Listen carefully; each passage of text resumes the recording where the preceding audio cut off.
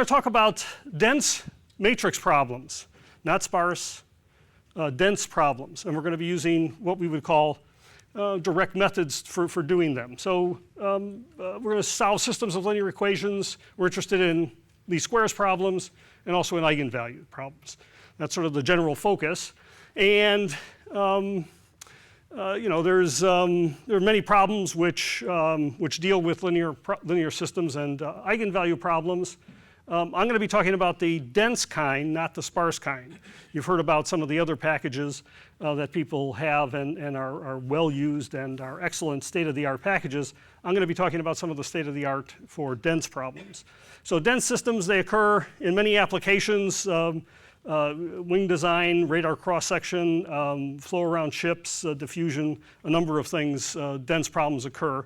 When we think of large-scale scientific problems, we often think of sparse matrices. Here we're going to focus on the dense ones. I have a collection of, I have a web page which tries to collect in one place all of the freely available software for linear algebra. So this is, you can go to this website here, or if you Google linear algebra survey, I think you'll find it, software survey, you'll find it. So what I've done here is list the dense linear algebra part. So these are the packages which claim to solve dense matrix problems from the standpoint of linear algebra. And you just scan down the list here, maybe there's some names that you see and remember. We put down licensing information, we put down support if it's available from the authors, and if it's in real and complex arithmetic, if it works in Fortran, C, if it C++, if it has shared memory implementations, if it has work with accelerators so that the package was designed to actually use accelerators, think GPUs and many core systems, and then also distributed memory if it's enabled with MPI. So that would be a source for, if you're interested in dense problems, you should go there. And what I'm going to talk about are things that I've worked on over my career, I guess. Things like LinPack, IcePack, LAPack, ScalaPack. And today there's a replacement, there's an ongoing effort to upgrade the software packages in this context, and that's Plasma and Magma. I'm going to talk a little bit about that, right? So we feel the need to upgrade software when the hardware changes. Hardware is continuously changing. And if I look back, every decade, the major packages have to undergo a revision in some sense to take advantage of the hardware capabilities. And I'll be more specific about that in a moment. So we're going to talk about dense linear algebra, and in particular, the retooling of LAPack and ScalaPack. How many people have never heard of LAPack and ScalaPack? Never heard of it? Okay, good. There's one person at least who's never heard of it. Everybody else has heard of it. This is, in some sense, my life story. This is 40 years of software development, and I've had my fingerprints on this software throughout that period. So from the standpoint of dense matrix problems, things started back in the 60s when Jim Wilkinson and Christian Reinsch put together a collection of the state-of-the-art for solving those kind of problems. And that was in a Springer publication. You can't read it, but it says Linear Algebra Handbook, Volume 1. From that collection of algol routines, a Fortran package was created. It was created at Argonne. And I had the good fortune to be there at that time and work on that. And that was a package called IcePack. So IcePack was developed in the 70s. It was basically a translation of the algol routines in the handbook into Fortran, and trying to implement things that would be portable and would run, quote, efficiently on a wide range of machines. The state-of-the-art numerical algorithms was embedded in that package. The IcePack routines accessed the matrix the way the algol routines did. So this was a faithful translation of algol into Fortran, and it was row-oriented. That's the way algol stores things. Think of C in Fortran. Algol was row-oriented. So the IcePack routines faithfully translated the algol into Fortran. In the 80s, there was a package called LinPack. Many people think LinPack is a benchmark. The benchmark grew out of this package. LinPack is a package of software for solving linear systems of equation. IcePack is for eigenvalue problems. And in the 80s, the architectures that were there posed as vector machines. Vector machines were the, quote, supercomputers of the time, and LinPack was designed to run, quote, efficiently on vector machines. At the time this package was being created, the level 1 BLAs were in existence. Level 1 BLAs are vector operations. So LinPack was designed to use vector operations as their kernels. And as a result, we hoped it would run efficiently on those vector architectures. In the 90s, these two packages were actually combined into something called LAPack. LAPack does systems of equations and eigenvalue problems. And the software was updated, the algorithms were updated to make effective use of cache-based systems. Those were the state-of-the-art architectures at the time, and that imposed a number of issues. We wanted to make things effectively use cache on the machines. So the algorithms were blocked, and I'll tell you more about blocking as we go on, to make use of that architectural feature. And at the time these routines were created, the level 3 BLAs were in existence. So we had level 1, 2, and 3.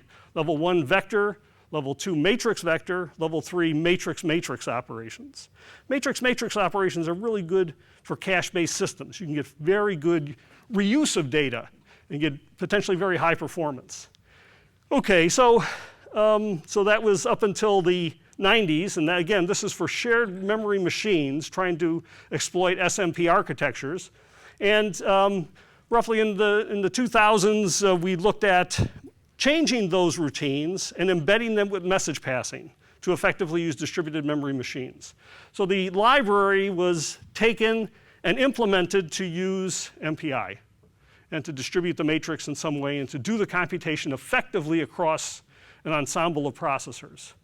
Today, we're going to take that software and change it again and make it available for multi-core, accelerator-based systems, distributed memory systems today, and so that it can scale up to the level that we need for the machines that we have today. And I'll talk more about what's required for doing that. Okay, so that's sort of a 40-year glimpse of linear algebra software in a nutshell. I want to talk about performance because that's a big deal. I assume everybody understands about flops, but let me tell you what I mean when I say a flop. So we're going to talk about flops, and that's going to be doing some floating point operation. Adds or multiplies count as a flop. 64-bit adds and multiplies, always what I'll call double precision kind of operations. So that's what we're going to look at in terms of performance, and along with that is something which we think of as the theoretical peak performance of a system. So theoretical peak performance is a paper and pencil calculation. You go off on the side and you look at what the cycle time is, how many operations you do per cycle, and how many cores you have in your system, and that'll determine the theoretical peak performance. So just as an example here, again, adds and multiplies. For an Intel Haswell processor, a dual core system at 3.2 gigahertz, that's sort of a standard thing like a laptop, that Haswell can do 16 floating point operations per cycle. It can retire 16 floating point operations per cycle. Right? That's how the arithmetic unit is engineered, and that's for 64-bit operands. So we can do 16 per core, 16 per core. And if we take a look at the cycle time with 16 flops per cycle, 36.8 gigaflops. That's the theoretical peak performance for that one core of that Haswell chip. My laptop has 2 cores, so theoretically it can run at 73 gigaflops. Right? 73 gigaflops out of my laptop. That's a stunning achievement in the hardware, right? And we want to be able to capture that somehow and actually get that kind of performance. So that's where I'd like to talk about. But let's just look at what Intel's been doing to us. So early versions of the Intel Xeon processor, they were going to do 2 floating point operations per cycle. That is, a core can complete 2 floating point operations per cycle. That was early days. The Halem came out in 2009 and Westmere in 2010, and they doubled that. They gave us 4 floating point operations per core per cycle. Sandy Bridge came out in 2011 and Ivy Bridge in 2012, and they're doing 8 floating point operations per cycle. Single precision doubles that. So if you're doing a single precision computation, you could double that rate. So every cycle you can complete that sequence, right? And they're using a special instruction set, the AVX instruction set on these processors to do that. Think of that as short vectors. That's the right way to think of that. Today, we have Haswell processors and Broadwell, and they do 16 floating point operations per cycle. Each core does that. Again, that's a stunning achievement.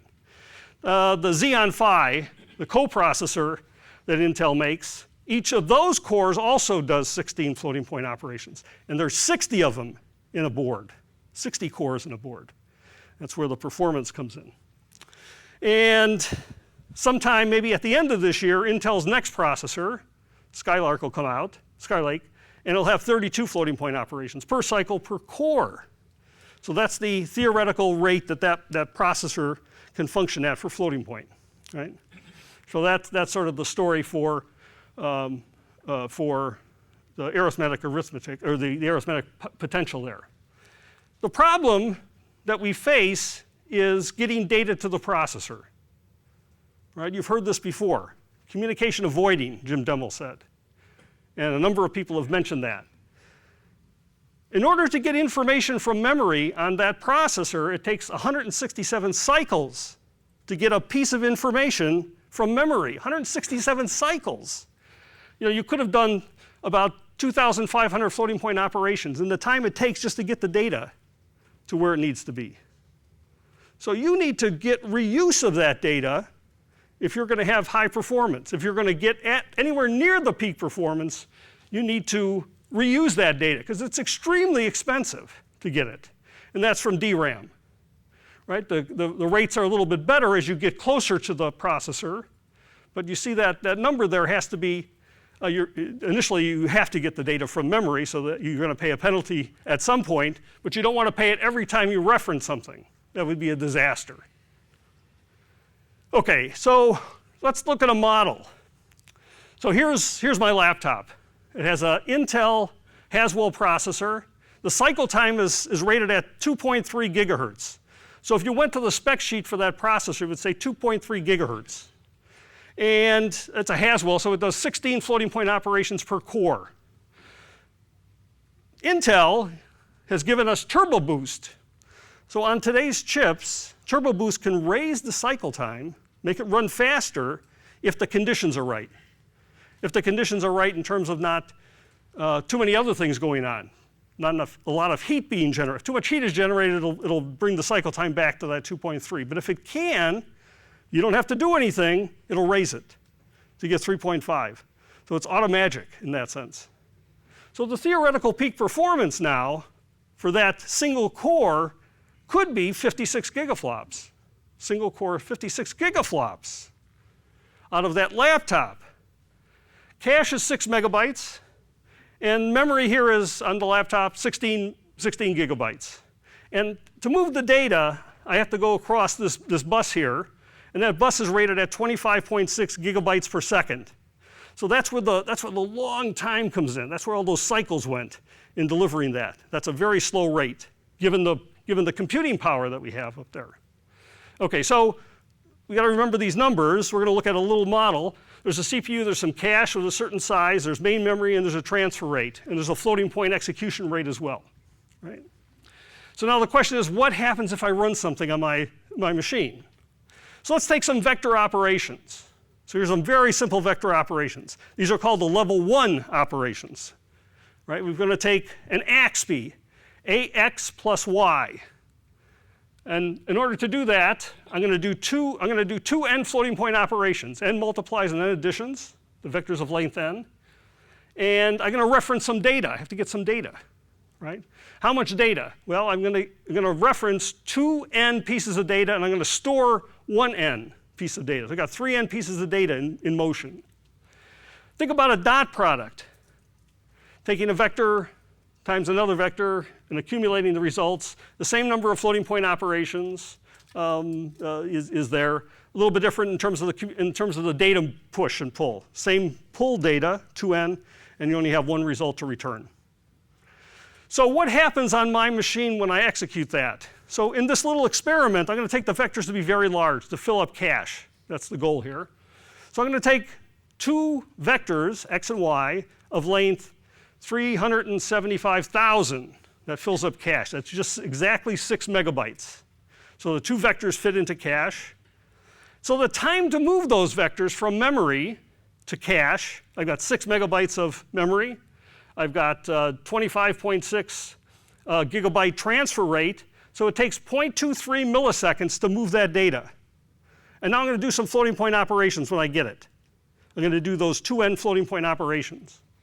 So the time to do the computation, I've got 2n flops. I've got 56 gigaflops running over there. So the time is 0.01 milliseconds. So there's a big difference between the time to do the floating point and the time to push the data. The data is killing us here, right? We want to avoid communication, avoid the data transfers, right, if we can. So this says for that vector operation, we're going to take the max time here because we can overlap maybe. So the max time to do that vector operation is 0.23 milliseconds. The performance then for that dot product is going to be less than 3.2 gigaflops for that inner product. Now the processor is capable of this, right? So we got a big difference here. If you're doing vector operations and only vector operations with all that data motion, you're dead. Because you're paying to move the data. You're not paying for those floating point operations. So we have these level 1, level 2, and level 3 BLAs. Level 1 BLAs, we do 2n flops, and we have 2n or 3n data movements involved. Matrix vector operations, we're going to do 2n squared operations, and we're going to push n squared pieces of data. So the ratio there, here the ratio is 1. Here the ratio is a little bit better. I want this number to be as high as possible. The ratio here is 2. It's better than 1.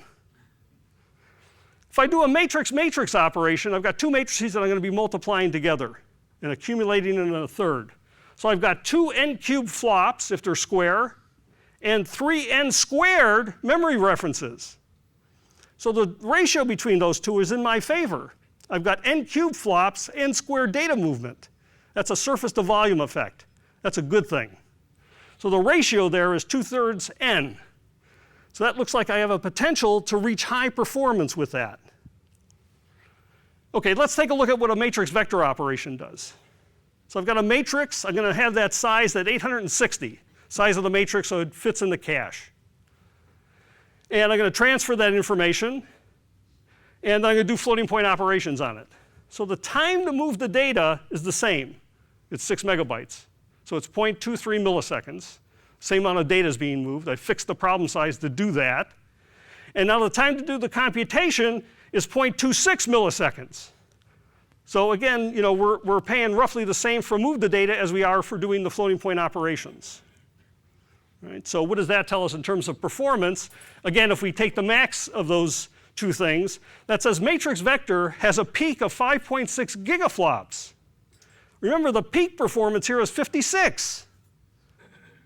This is a disaster. I got an order of magnitude difference when I'm doing a matrix vector operation. So again, there's too much communication going on here in order to get the maximum performance that we can. Very little reuse of data.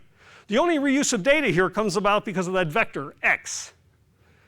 Right? The matrix is read in, no reuse of data. It's read once, disposed of. I don't get any benefit from that data reuse. Let's take a look at matrix multiply. I'm going to multiply two matrices together and accumulate it into a third. I fix the matrix size as 500 to fill up cache. Again, I want to have 6 gigabytes of cache, 6 megabytes of cache. So those three matrices fit in that way. So the time to move the matrices is the same, 0.23 milliseconds. The time to do the floating point operations now, I've got n cubed flops on this guy, is 4.46 milliseconds. So now I'm paying for floating point operations. The data movement has been reduced in this example. Floating point operations is the most important thing now. So what happens to performance? Again, we're going to take the max of those two guys, assuming we can overlap. And that says that the performance for matrix multiply is about 53 gigaflops. That's what we can expect out of it. So it's coming very close to getting to the theoretical peak of that machine. Yes? So how did you calculate the 25.6 gigabytes per second? That's a look it up in the book. That's the bandwidth that you can move data from memory into the cache. Wouldn't you use like the stream's bandwidth to get that? You can get that using a benchmark like that as well, sure. I mean, that's a more realistic thing than looking it up in the book. So your results are going to vary, most likely lower in reality. You're not going to go higher than what they rate in the book. Right. You said look it up in the book. Well, there's a spec sheet for your processor. Oh, okay. That's the book.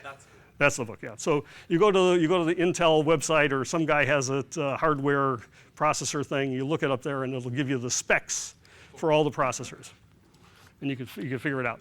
Okay, so here I've got 53. The vector operations are giving me 3, and the matrix vector are giving me 6. So I want to design my algorithms around matrix operations. That's the only way you're going to get performance. So for dense problems, I have that luxury of maybe doing it. Sparse problems, sorry guys, it's going to be hard to extract that level of performance because of the issues of data movement. Okay, so we're going to come close to getting 95%. That's what the model says. What happens when we run the experiment? So now I'm going to run the code on the machine. So here's what I get when I actually run it on my machine. 1 core. If I do that inner product, I get 1.6 gigaflops, a little bit less than what my model projected. I get 3.4 gigaflops for my matrix vector operation. I can't go faster, that's it, unless I reuse the data. This is no reuse of data. Matrix multiply, I end up with 54 gigaflops. That's what I see, once I get past the matrix of size 1,000. Right? So I've got different matrices that I'm looking at the performance for and seeing what we get. Of course, at the beginning, I have to pay penalties here. I can't get to the highest performance. And ultimately, it levels out there. So once I get to 1,000, I'm getting very good performance out of this thing. So that's sort of where we are in terms of the needs of the software in order to reach high levels of performance. And what if your matrix doesn't fit into cache? So let's say you have a larger matrix than what we just talked about. Well, then you have to do some blocking. You have to block it. Divide it up into tiles. The tiles fit into cache, and then use those tiles, right, to get the reuse. And that works just fine. If you're interested in looking at the performance on your machine, there's a couple things you could do. One thing is Intel has a power meter. The power meter shows you what the actual power that you're using in terms of watts, how much power your thing is doing in a real-time scenario, what the frequency is and how it varies as you run stuff on it. And that frequency is jumping around. It's striking to see that. You're not getting what's rated in the book. And the temperature, those are the 3 things that widget monitors. So if you download that thing, you can see it. You'll have the slides, of course, so you don't have to copy this down frantically. The other thing you might want to do is to look at running the LinPack benchmark on your laptop, just to see what kind of performance it gets. And Intel's provided a downloadable, executable for PCs or Macs and things. Yes, please. In the previous slide, you said that if you do blocking, then this works just fine. I'm just wondering how many blocks, or how can you, when you choose the block, to just... Well, so what's the block size? How do you choose the block size? We choose the block size to maximize cache reuse. So you want to have the matrices fit into cache, the blocks, that is, the tiles fit into cache. So we're going to use something which gets at the maximum amount, and that's done by an experimental process. So you would run a little experiment to look at different block sizes and see which one makes sense, and then set that to be the block size for your implementation. So for instance, if you use the MKL BLAS, they've done extensive testing, and they fixed that block size for things like matrix multiply. For my algorithms that are built on top of that, we do similar experiments and try to fix that block size. And I'll say a number like 64 or 256, depending on what kind of machine we have, is what we would think of there. Yeah. The coefficient in front of that N operations is going to get pretty ugly as you increase the block size, isn't it? Because for like C22, you're going to have to go A21, B12, and you're going to have to go down. You're going to have to do... So the way to think of this is each of these tiles, let me call them tiles or blocks, is set so that it fits into cache. And we're going to have some leftovers at the end. That's life. There's always a leftover. You could try to optimize that by shrinking the cache, the block size initially. But the algorithm just proceeds in a very, very normal way, except for that last set of blocks. You're right, I'm going to take this block times this guy and do the operation. And then I want to take this guy times that same block to maximize the reuse and so on, to get to squeeze the most out of that data once I got it. I want to keep that chunk of data around. And in that case, the algorithm I'm describing will save this guy in cache and multiply across all. Right. So you can think of a number of ways of doing it, and you have to experiment to see which one's going to be the best ultimately. Yeah. Can you do recursive? That's a good question. Can you do recursive? Recursive is a block or cache size oblivious is one way to look at it. So how do we do recursive? Divide the matrix into pieces and do matrix multiply. Matrix multiply says divide the thing into pieces and do matrix multiply. You continually divide it that way until you get down to a size that you're comfortable with, and then do the operation on that.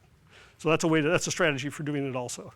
So those are good things to keep in mind at some level, as long as the recursion isn't too expensive. Okay, back in the 70s, LinPack was created. LinPack was linear systems of equations and singular values. Those are the things that were really dealt with there.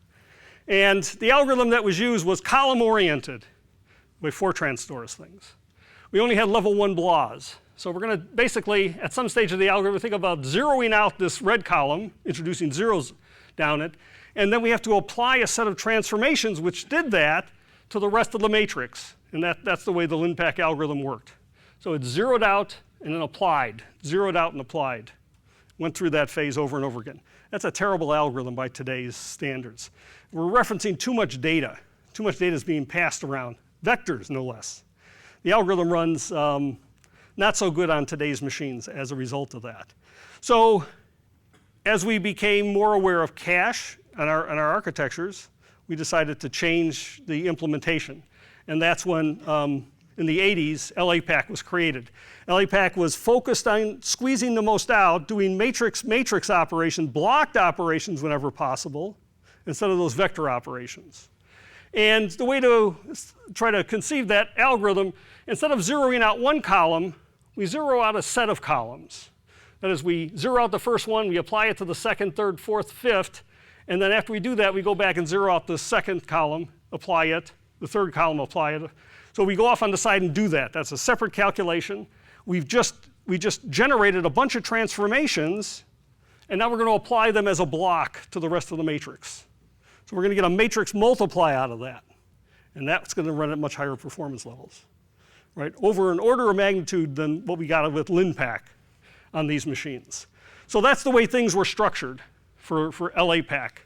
That's sort of what happens throughout the course of those routines, reorganizing them to transform the matrix, not by zeroing out one thing, but by zeroing out a set and then applying the transformations in that set as a block operation. And that produced fairly good performance in the 80s. In the 90s, distributed memory came out, so we organized that same algorithm to work on distributed memory. So the matrix was decomposed into tiles, and it was decomposed in a 2D block cyclic fashion. 2D block cyclic. So here's a cartoon, if you will. This is my matrix here. We have tiles, and in this case, I have 6 processes. And the processes are arranged in a 2x3 grid.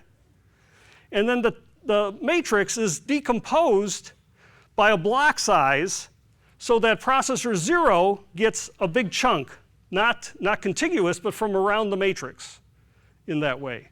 And that was done to give us scalability, to allow the algorithm to scale as we had many, many more processors. We wouldn't be dropping off processors that didn't do any work, that stopped doing work. So you think about, if you thought about dividing the matrix into 6 slabs, processor 0 would run out of work pretty soon because the matrix starts here and it sort of decomposes and no longer uses the first chunk. So that was the reason for this 2D block cyclic arrangement. And that worked pretty well on message passing systems. You are responsible for distributing the matrix, and then you call my routine. and then we'll work on that distribution. You tell me what the logical process grid is, the block size, what the size of the matrix is, and the software goes off and does the right thing based on that. Okay, so all these algorithms have the following form. And the form is, we're going to do something, off on the side we did something, and then we applied it to the rest of the matrix. And then we went back and iterated that. So the flow is very much like a sequentialized part of the calculation, and then we do something in parallel. Sequentialize and parallel, sequentialize and parallel. That's loop level parallelism. It's bulk synchronous kind of operations going on. And when we have hundreds of thousands of processes, that's a disaster. Why is it a disaster? Because of that synchronization point. You can't be doing this kind of thing when you have that level of parallelism. You have to do something different. So we have to break that sort of fork join level of parallelism. We have to think beyond that. If we focus only on that bulk synchronous processing model, it'll be a disaster in terms of the efficiency. So we look at the algorithm, and again, this is a cartoon, if you will, sequential parallel step as we reduce the matrix. And if we look at a implementation done on 16 cores, this kind of algorithm where we got the cores on the x-axis and time is running along the y-axis is cores and the x-axis is time, and I've colored them according to when they're busy doing something what I'll call productive. So we end up with just that kind of scenario. We got a lot of white space in this timing diagram where the processors are idle, and that's because of that sequentialization that occurs in the process. And now picture thousands and hundreds of thousands of processes running here. It's a disaster. So we have to break that. And the way to break it in this case is to, before we start the second step, we start the processing on a set of columns while this part is being updated. So we're actually doing two steps at once, essentially. We're going off on the side and doing some of this work in preparation. And of course, we're never satisfied with just doing two. We do as many as we can to get ahead of ourselves. Think of unrolling a loop, an outermost loop almost, and doing the operations as we can. And that'll lead to a much more asynchronous kind of algorithm, allowing you to get ahead of yourself almost, and doing things in a, quote, out of order fashion. We're still going to get the right results. We're still going to do things in the order that the dependencies specify, but we're not held up waiting for that one sequential part to complete. And in that case, we end up with an expression which basically eliminates a panel, starts applying it immediately to the rest of the matrix, and we've got a bunch of things that can be done in parallel, and some of that stuff involves getting on to the next step. So we end up with a directed acyclic graph of the computation, where the nodes represent computational kernels, think of level 3 BLAs, and the arcs represent data dependencies between those tiles. So we end up with a DAG representation of the graph. And you can almost think of it like this. Run the program which generates all the tasks and then execute the tasks. Right? So you think about generating a pool of work with all the dependencies in it, and now think about something that comes along and takes that pool of work and starts executing it. So the first phase of the algorithm doesn't do any computations, it just directs traffic. It just sets down what's needed to be done. And then a runtime system can come in and start the execution of that, doing things in the proper order, and maybe getting ahead of itself. So that leads to a very efficient thing. The other thing I'll say is that data layout is critical. The data has to be laid out according to those tiles. And that's because you want to be able to access one thing and get a chunk of data and be able to get the benefit of reading in a chunk of data. So the data gets organized according to those tiles. It's a minor thing, but very important. Okay, so think of it like this. The algorithm is specified in some language where we're going to be doing operations, and those operations are tile operations calling level 3 BLAs things. So all of these things here relate to level 3 BLAs or level 2 BLAs in some cases. And so that would be the pseudocode for, let's say, the Fortran or C implementation. And what we do is not do that. we invoke a scheduler. So we have our scheduler that's called Quark. We call Quark with the information about doing an operation and all the dependencies there. So it knows what's input and what's output. And then when Quark runs, it sees these tasks and executes them in the proper sequence. So Quark is the runtime for a package we have called Plasma. Plasma is intended to run on shared memory architectures. And basically, you're generating this directed acyclic graph. The computation starts at the top.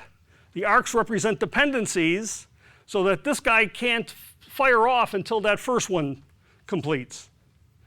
And the amount of parallelism that we have is dictated by the width, in some sense, of that DAG.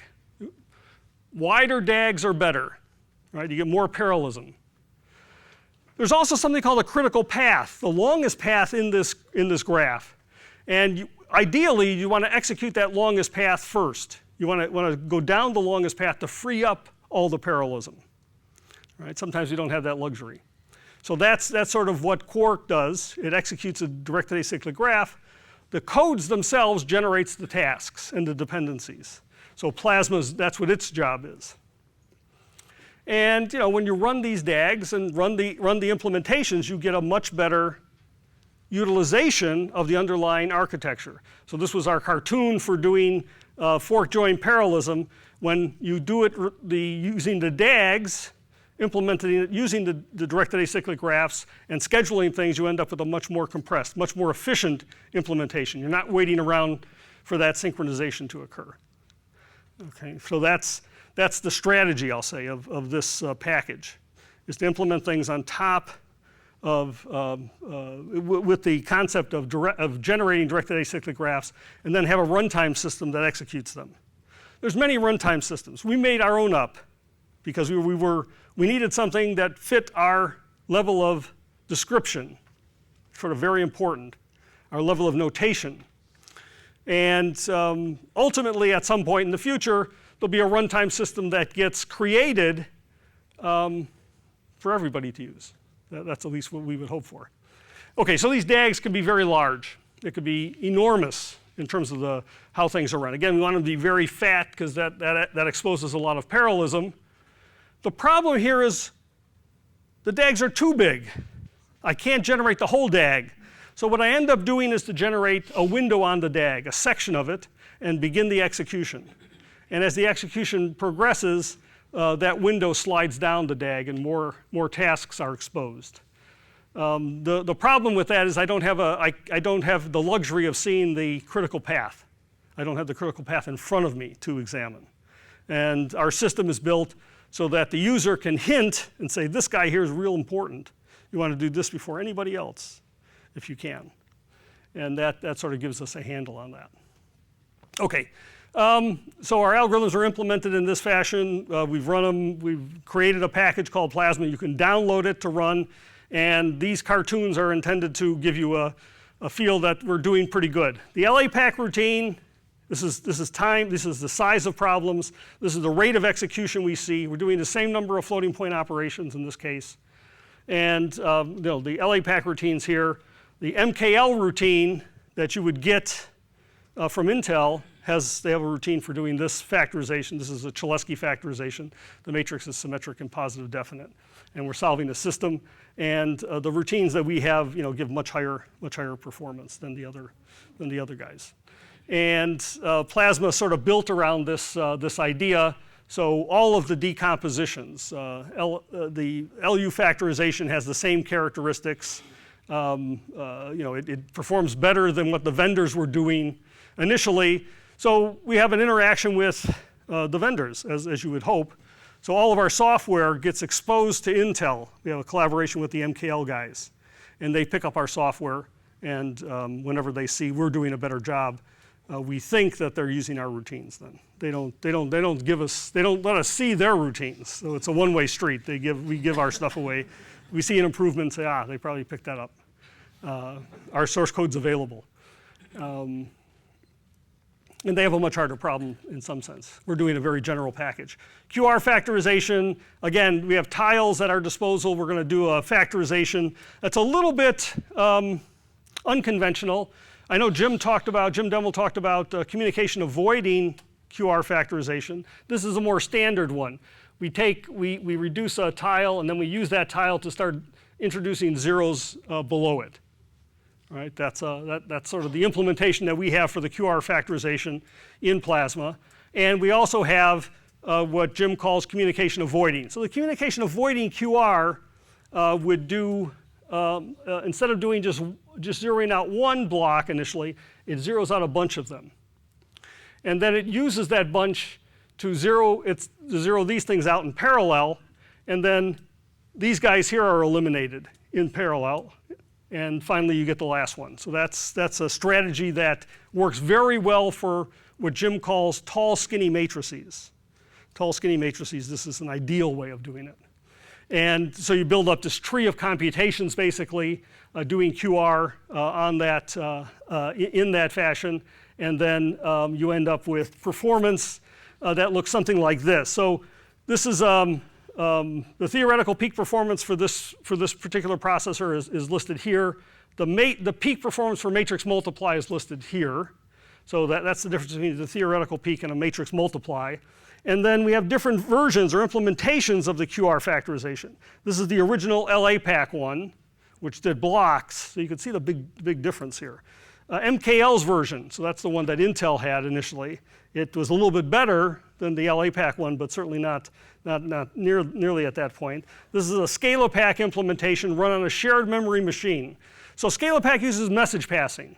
So we've thought hard about how the messages should be transferred, and because of that, even on a shared memory machine, we see benefits.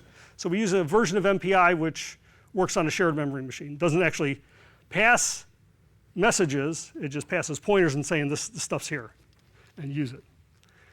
The Plasma routine, which described the reduction where one block was eliminated and used that to eliminate others, is listed here. And then this is the communication avoiding one. That's on a tall, skinny matrix. So this matrix is of size 51,000 by 3,000. So that's where it shines. Very tall, skinny matrices, right? That's what its real strength is. And the same thing is for various other problems in the package. Eigenvalue problems are done in a very similar way, reducing the matrix to finding the eigenvalues of a symmetric matrix. The first step is to reduce the matrix to tridiagonal form, and then find the eigenvalues of that tridiagonal matrix, which will be the same as the eigenvalues of the original matrix, by an iteration process. It's called the QR algorithm. It iterates to reduce the size of an off-diagonal element, and when the off-diagonal elements get small enough, we declare that as the diagonal element as the eigenvalue, and we start another iteration process. An expensive part of this calculation is reducing the matrix to tridiagonal form. And the mechanism for doing that is actually a two-stage process. The first stage reduces the matrix to a block banded form that runs exclusively at matrix multiply speeds. So that runs very efficiently. And the second part is to take that band form and to chew away at it until we get down to a tridiagonal matrix. And that's a cache-aware algorithm, again, communication avoiding along the way, which gives us very high performance. So the cartoon here shows a routine from LAPAC and then routines from the new package in terms of its performance. So you can see we're getting, which looks to be very, very impressive performance. And the same thing is true for the singular value decomposition.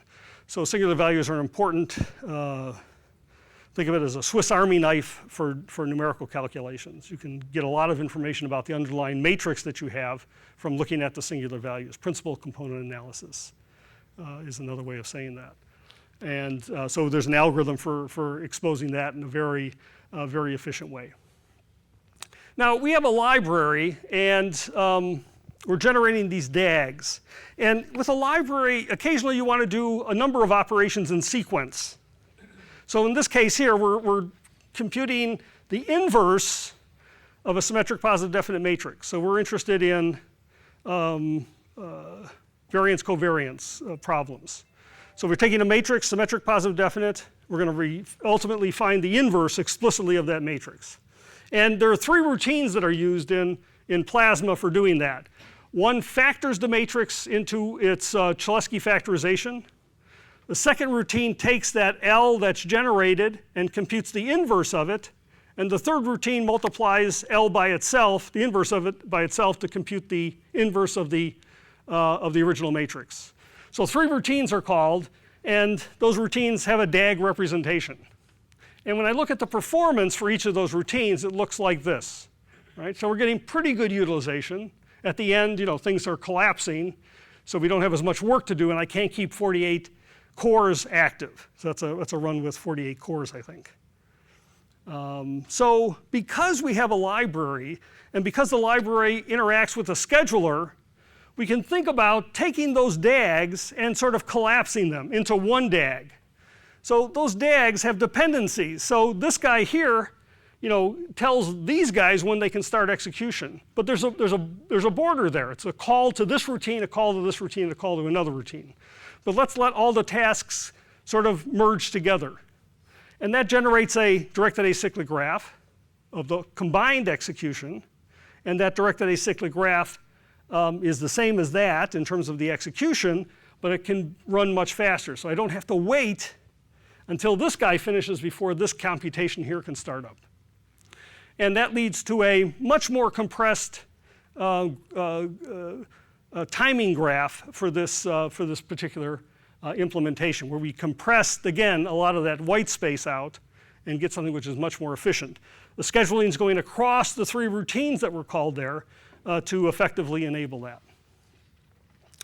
Okay, so that's sort of the story about trying to minimize communication and trying to effectively reduce synchronization in the program. Yeah? All this that you talked about is for dense matrices. Absolutely, dense matrices. Yeah. That's what I said at the beginning. This is all dense matrix problems. If you have a sparse problem, we've got a different set of algorithms that you have to contend with. But remember, the performance is limited because you'll be doing vector operations, right? So you can see the drop in terms of performance between the two. But that's the other side of the story. Yes?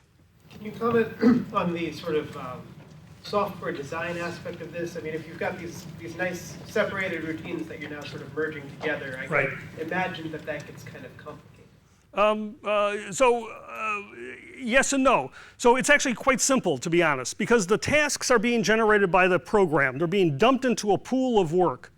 And the scheduler is just taking information from that and obeying the dependencies. And all I've done is to take 3 routines and have them dump all of their information into the pool. So the luxury here is that the data structures are the same between those routines, and I can easily do that. But I would envision a system, an operating system function that does the scheduling for me.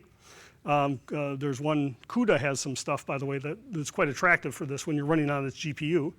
And I can envision that for a future machine, having a scheduler where the user defines tasks, and then that scheduler can execute your tasks and my tasks at the same time. There's no reason to keep those separate. They're separate computational graphs involved, but they can be run at the same time. Yes? Isn't it, that's one of the interesting things about this task graph approach, isn't it? Because the more graphs you have, in some sense, the easier it gets. Yes. Because there's more work to choose from. Exactly. So you want to have as much work as possible that can be done in parallel, and I'm happy to have your work mixed with my work in this context to get the effective use way up there in that sense. Okay, so again, that strategy was for communication avoiding and for synchronization reduction. We're reducing the amount of synchronization that we have to encounter in these algorithms. The other thing I like to focus on, I guess, towards the end of this talk here is just looking at something else that we want to look at, and that's using mixed precision. So the idea here is, remember I mentioned double precision runs at a certain rate, single precision is twice as fast, and that's on our commodity processors. Some of the GPUs, it's even better. You get a 1-to-3 ratio, so you get almost 3 times faster with some of the GPUs. So if you can exploit that in your algorithm in some way, you might be able to run a lot faster.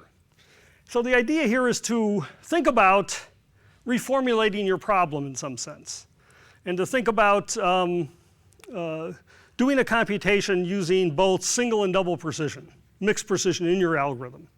And I'll show you an example of that. The way I like to think of this is I'm going to get an approximation, and I'm going to use single precision to get the approximation. And then the double precision is going to go and clean up the single precision result to get extended precision. And this is probably a crude example here, but if you take a look at Newton's method, the way we do Newton's method is we think about looking at the correction to the solution. And that correction is something which is way out there. If you've got a good approximation, the number of bits is way out there. So think about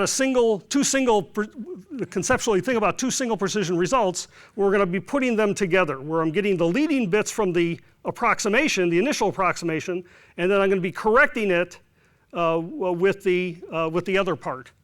So that's a crude approximation, but if we can exploit that, our algorithms can run potentially quite a bit faster. The idea here is to start a computation using 32 bits and then come back and clean it up using higher precision in selected parts. And you have to have the right algorithm for doing this. But we can think about iterative algorithms which do this. So you start an iteration off, you get an answer in single precision, it's running twice as fast, and then we switch to a double precision to get more refined computation, giving us that boost in terms of performance. But here's an algorithm where it really works well. So this is, again, dense problems. We're going to use a technique called iterative refinement. Iterative refinement says something like, I want to solve ax equal b, and I'm going to factor the matrix into its components, L and U. I'm going to compute a solution, x. Now that factorization costs n cubed floating point operations. So that's the computationally intense part. Finding the solution is n squared pieces of information, n squared operations. I have to compute a residual. How accurate did I get my results? So I take my problem, put in my approximate solution to compute a residual. In terms of the computations, that's n squared work, matrix vector multiply. And then I'm going to iterate through this algorithm here. This iteration says I'm going to use my LU factorization with the residual to give me an answer. And numerically, mathematically, it turns out that answer I get is a correction to the original problem. We don't have enough time to go into the details of how that actually works, but that's the algorithm. Right? So the algorithm is compute a residual, use the residual as a right-hand side with your matrix factorization, and the thing you get back is a correction to your solution. And then compute another residual and iterate until we're satisfied with the answer. So there's n squared pieces of work or n pieces of work that has to be done in that. So the big bulk of the computation is up here at n cubed. So we're going to selectively use single and double precision in this case. We're going to be using single precision to give us that initial approximation. That's the initial approximation. So we're going to be using single precision to give us that work of n cubed. So n cubed work is going to be done using single precision, runs a lot faster. And we're going to be selectively using double precision in these computations. If you're interested, there's error bounds and more details about why this works, which we don't have time to go into here. So what we're going to do is to carry out the computation in single precision for the factorization, do a single precision solve, get an approximation in single precision. This step here, computing the residual, must be done with the original data. So that A that I have there is the original data. Usually with a factorization, we take the matrix and overwrite it with its LU decomposition. But now I've got to have a separate copy of it. And that separate copy has to be in double precision. I take the single precision copy and make L and U from it. So there's a penalty here. The amount of space I need is 1.5 times. I need a double precision A and a single precision A. The single precision A is the thing I use to carry out the factorization on. And I have to do this calculation in double precision. That's a residual calculation. That's an n squared piece of work. I compute a solution using my approximate L and U to give me my improvement, and we're going to be putting two things together, the x and this correction to x. And that's going to be done in single precision, and then I have to carry out these operations in double precision. I have to carry out when I put the thing together in double precision and the residual calculation. Okay, so the penalty is 1.5 times the storage. The other thing that we have to be careful about is that initial solution x, I have to have one digit correct. If I don't have one digit correct, that iteration will not converge. If I have one digit correct, it will converge. Right? And it converges sort of like Newton's method, based on the condition number of the matrix. If it's a well-conditioned matrix, I get double the number of the accuracy every step of the process. If it's ill-conditioned, I lose that quadratic kind of convergence that goes on there. Okay, again, we don't have time to go into the details, but it's a quite interesting thing. So what happened? So here's a graph. This is on some, what was this run on? So it's actually using CPU and GPUs. This is our Magma package. And the rate of execution, different size problems. The blue is single precision. So that's running just the single precision code. No iterative refinement, no magic yet. The red is doing it in double precision. So that's the gap between single and double precision. That's that factor of 2 between single and double precision in terms of the rate of execution. Okay? And the rate translates directly into time to solution. Okay, so if we run the iterative refinement on this, we end up with an algorithm which is performing, so this is the iterative refinement algorithm in terms of this is really a measure of time. We have the same number of operations for each of these three things as the way we do the calculation. So the iterative refinement algorithm is behaving a lot like the single precision algorithm in terms of the time to solution, much faster than the double precision, giving us exactly the same kind of accuracy as we got in double precision. When it converges, it's as accurate as it was in if we had done the whole calculation in double precision. So that's a good story in terms of doing it. And perhaps we can use some of those features, single and double precision, in terms of our own algorithms. So let's say you had a sparse matrix problem. Again, start the computation using a short precision, and then later go back and use higher precision to get convergence of it. Right? So you're going to get the benefit of that kind of performance. Okay, yes? Does it take more time to do the hybrid single double precision?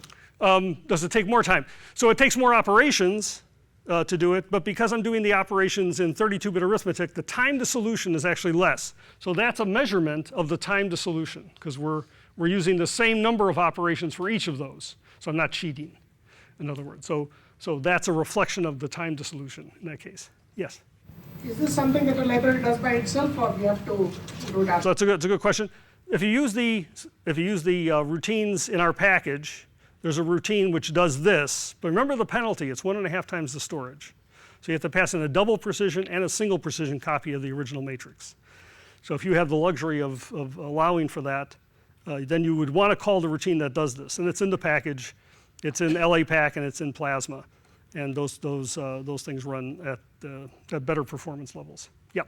Can I use it in conjugate gradient or DMRA solver? So you could, but then you have to modify it so that it starts the iteration process in single precision. And as you're coming to getting closer to the kind of accuracy you want, switch to double precision and do the computation. So it's possible to do it. We've done experiments with that. Was there another question here? Yeah. Do you have a performance plot which shows the precision performance with a different ratio of single to double? Because here on the GPU it's 3:1. So I think, is that right on this one? On the K20 is it 3? I thought it was 2 on the K20. Was it 2? Okay, maybe. Yeah, so I think it's just 2:1 here. But so I don't have it where it's 3:1. But you would get the advantage there. I'll wave my hand and say you would get the advantage of it in that case. Okay, yes? You are not updating the L and U matrices. No, there's no update of the L and U. You single precision LU factorization once, and you use it in the iteration part of that algorithm. But nothing is being updated. No, the L and U is not being updated. X, of course, is getting the benefit of the correction every iteration. Okay, so here we go. This is going to be quick. So here's some critical things that I worry about in terms of my software development. I worry about synchronization reducing. You want to reduce the amount of synchronization in the program. You got to break the fork join parallelism. I'm starting to think about extreme scale computing where we have hundreds of thousands of processes. You can't have a loop level kind of mentality. You'll be disastrous. You have to be better than that. You have to reduce the communication. You saw the obvious thing about moving around blocks of data and getting as much as you can out of those blocks of data to effectively have a lower bound on communication, which Jim, I'm sure, mentioned. Mixed precision. Try to use single and double precision whenever possible. Get the benefit of that at least factor of 2 in terms of the speed. You know, it's critical today. These machines are terribly complex. Auto-tuning is really critical to having a very efficient implementation. And you got to build it into the software. You can't have the users fiddling around with dials to do it. It has to be built into the software. And you know, fault resilience is going to be an important thing. So you want to have algorithms that can resist failure. When a process dies, you don't want to have the whole computation fall apart. You want to be able to transition past those failures. So we have a package which does that. And these computations that we're going to be doing, you may lose a process. You want to be able to do something about it, recover from that. And you may have a silent, so that's a hard error. A process goes away, you know it. Recovering then is a process. But you also want to be able to recover from soft errors, where bits get flipped somehow during the computation. Can you detect and can you recover from that in a graceful way? So there's some algorithms that we're experimenting with which will do just that in the context of these libraries. And there's this issue about reproducibility. So if I run a problem today and tomorrow on the same machine, the same problem, I may not get the same result. Right? I don't know if you appreciate that. And that's because of the way reductions are done. I can't guarantee how a reduction is done on the machine. And because I can't guarantee it, the order is going to be different, and that'll introduce slightly different round-off error, and those round-off errors could be magnified by ill-conditioned problems or by ill-conditioned algorithms, and that'll lead to, you know, completely wrong results.